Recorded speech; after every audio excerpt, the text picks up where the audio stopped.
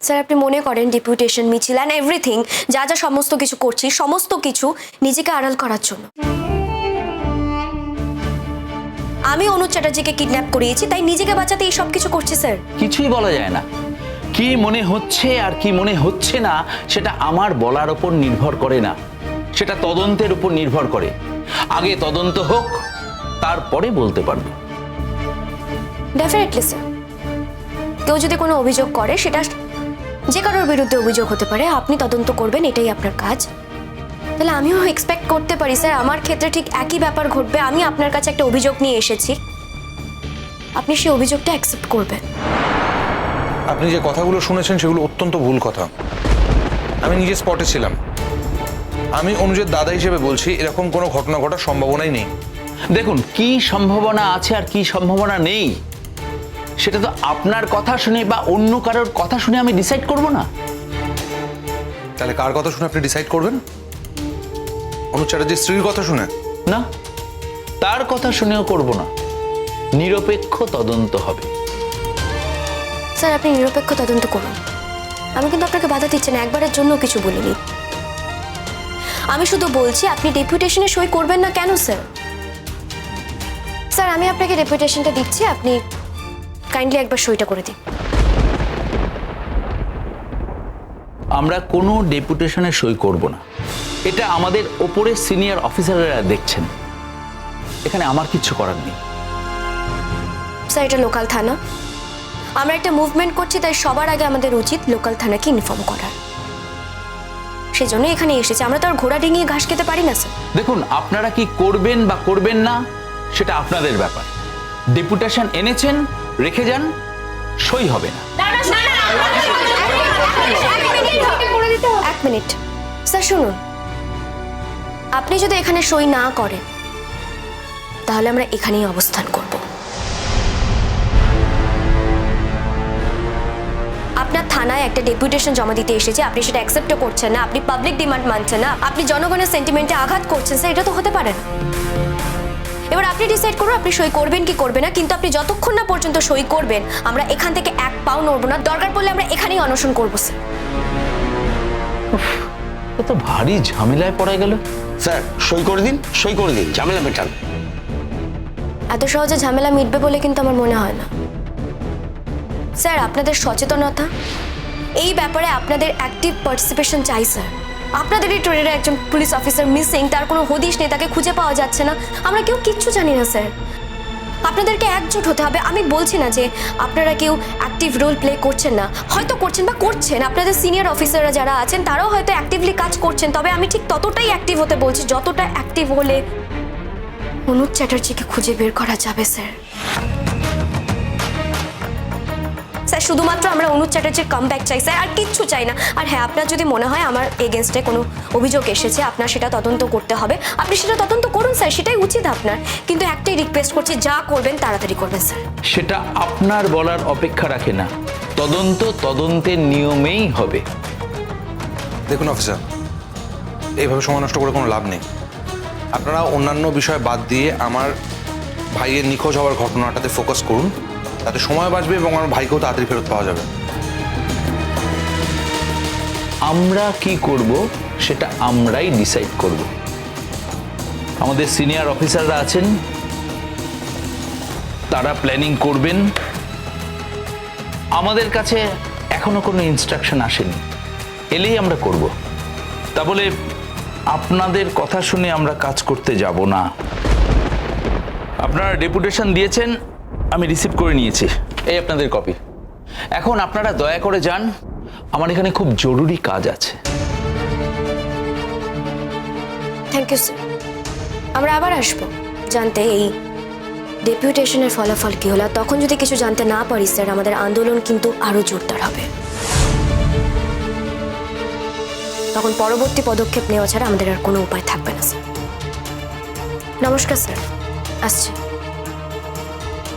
এসো।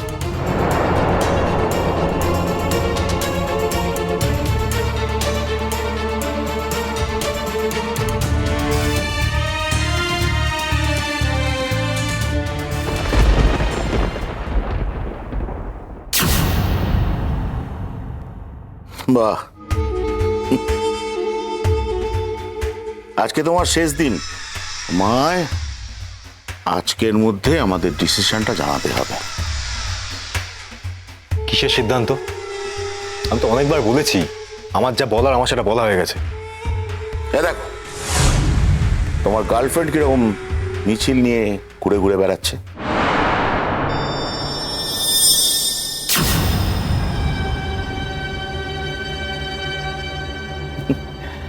লোকজনকে সঙ্গে নিয়ে মিছিল করে ঘুরে ঘুরে বেড়াচ্ছে। তোমাকে তো আমরা 24 ঘন্টা টাইম দিয়েছিলাম, তুমি তো আমাদের সিদ্ধান্তে রাজি হলে না।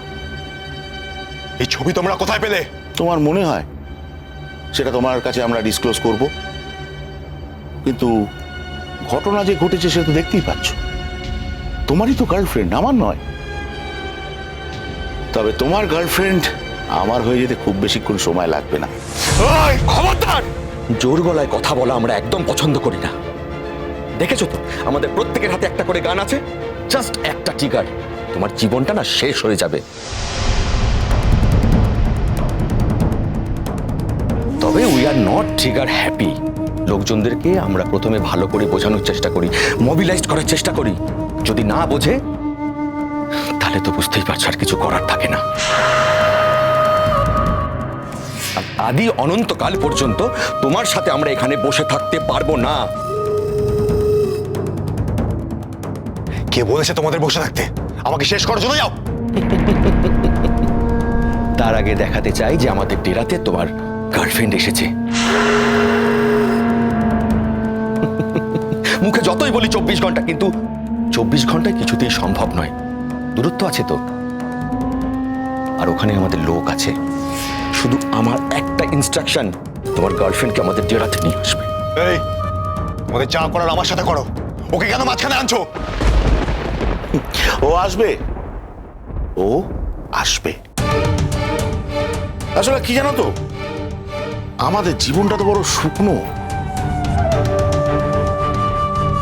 এই তোমাদের মতো লোকেদের মোবিলাইজ করতে করতেই কেটে যায়। লাইফে রিস্কও আছে, খাবার দাবার ভালোই পাওয়া যায়, তাতে কোনো অসুবিধে নেই, কিন্তু এন্টারটেনমেন্টের বড্ড অভাব। এন্টারটেনমেন্ট। তোমার গার্লফ্রেন্ডের মতো মিষ্টি একটা মেয়েকে পেলে আমাদের কয়েকটা দিন ভালোই কাটবে। তারপর তারপর যা হবার দেখা যাবে। এই, খবরদার বলছি, তোমার যা করার আমার সাথে করো। কুট্টির গায়ে যেন একটা ওয়াজ না লাগবে কিন্তু সবটাকে শেষ করে ফেলবো, খুন করে ফেলবো এখানে। Good day.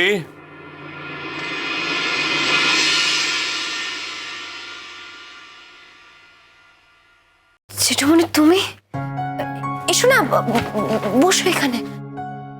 কেন রে, আসবো না বলেছিলাম নাকি? আসবো না বলনি, কিন্তু আসবো তো নি জেঠুমনি। কেন আসিনি তুই তা জানিস? হ্যাঁ জানি জেঠুমনি, আমার উপরে রাগ করে তুমি আসোনি।